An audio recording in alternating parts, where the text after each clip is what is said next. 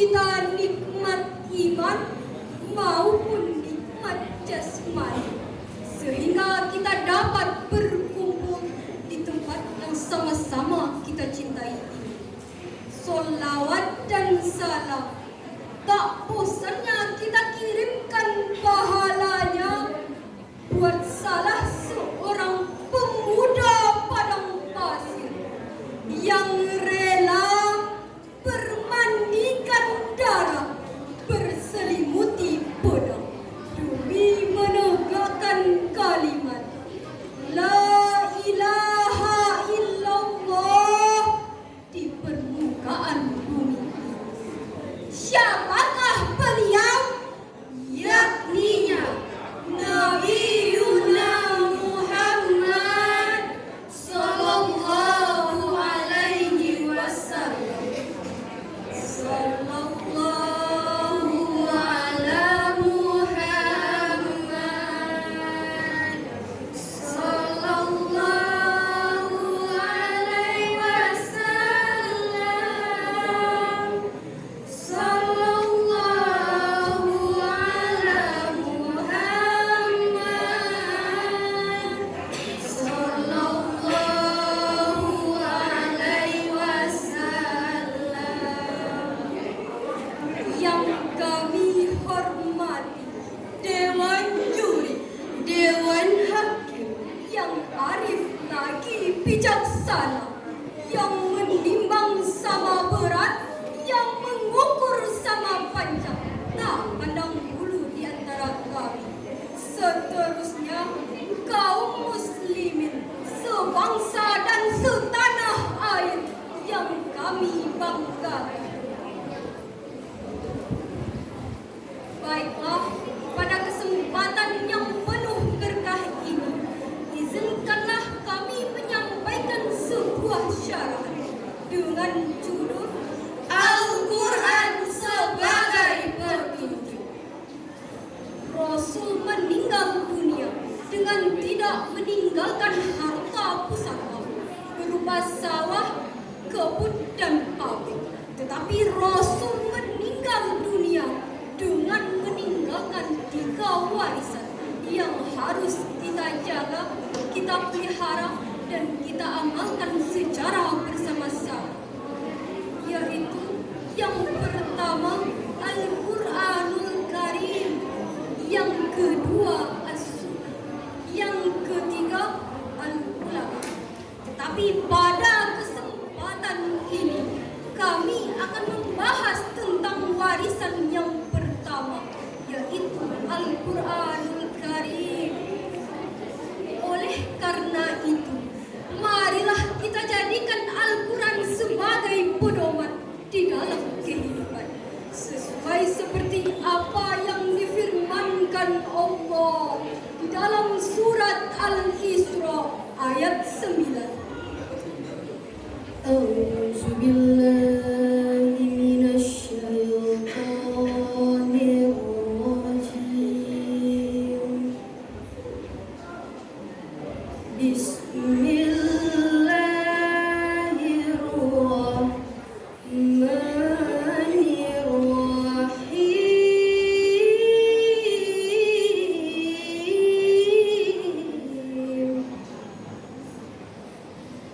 Inna hadzal Qur'ana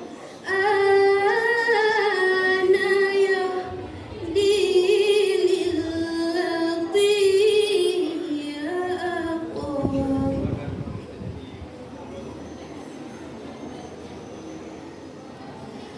Wa yubashshirul mu'minina alladhina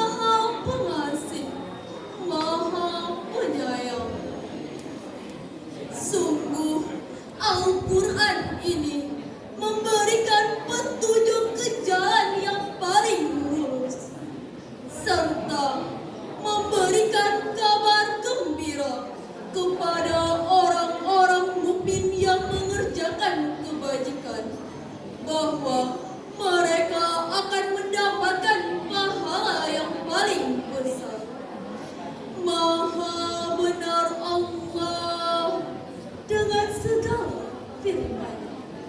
Hadirin yang dicintai oleh Allah, barulah bisa kita jadikan Al-Quran sebagai petunjuk. Tentulah dengan cara pertama, jadikanlah membaca Al-Quran sebagai salah satu hobi di dalam kehidupan kita. Nyatanya pada zaman sekarang ini, orang lebih mementingkan membaca sosial media daripada membaca Al-Quran. Artinya, lebih baik membaca situasi negara, sementara terhadap Al-Quran dia tidak peduli. Summa na'udzubillahi min zalik. Dalam hal ini Rasul menegaskan, orang yang tidak pernah membaca Al-Quran diibaratkan seperti rumah kosong.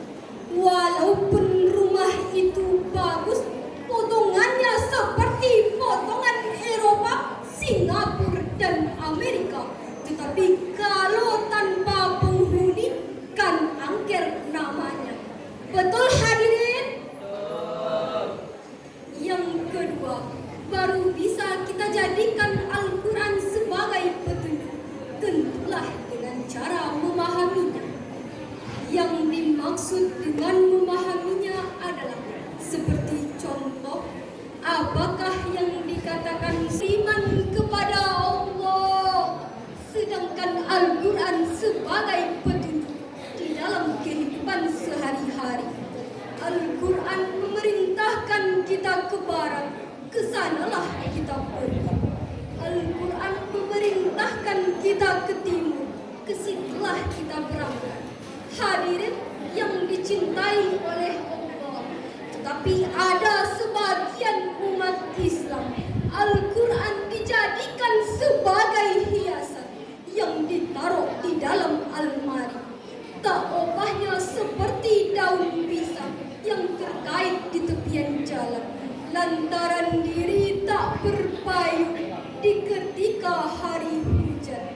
Hujan usai, daunlah terbuang, tak berarti sama sekali. Astaghfirullahalazim. Yang ketiga, baru bisa kita jadikan Al-Quran sebagai petunjuk. Tentulah dengan cara mengamalkannya. Walaupun kita baca, kita pahami, tetapi kalau tidak kita amalkan, sama saja seperti pohon tanpa buahnya. Yang dimaksud dengan mengamalkannya adalah mengerjakan segala apa yang terkandung di dalam Al-Quran dan meninggalkan segala apa yang dilarang oleh Allah, serta membantu orang-orang yang membutuhkan pertolongan. Sebagaimana hadis Rasulullah yang artinya, sebaik-baik orang di antara kamu adalah orang yang belajar Al-Quran dan mengajarkannya kepada orang lain. Justru dengan itu, marilah kita mengamalkan apa yang terkandung di dalam Al-Quran. Barulah bisa kita jadikan Al-Quran sebagai petunjuk.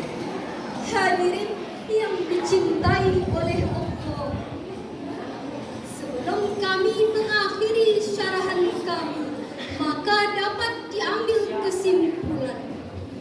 Barulah bisa kita jadikan Al-Quran sebagai petunjuk.